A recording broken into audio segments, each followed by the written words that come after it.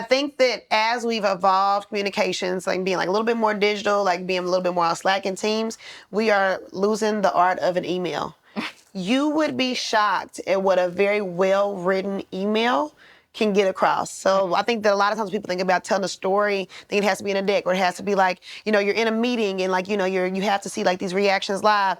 A good email that really is just like where you can really sit and think about everything that you want to say and reread it and craft it before you send it helps so much. And I really think that once you really perfect that and take time in learning how to communicate what you want to say over that ancient art, it makes stuff a lot easier. Yeah. Because I think people really use emails like, oh, I got to keep receipts, or this like, for tracking, or like a quick little like, exchange of information. Being able to sell something through an email is the first step to being able to sell something through anywhere else.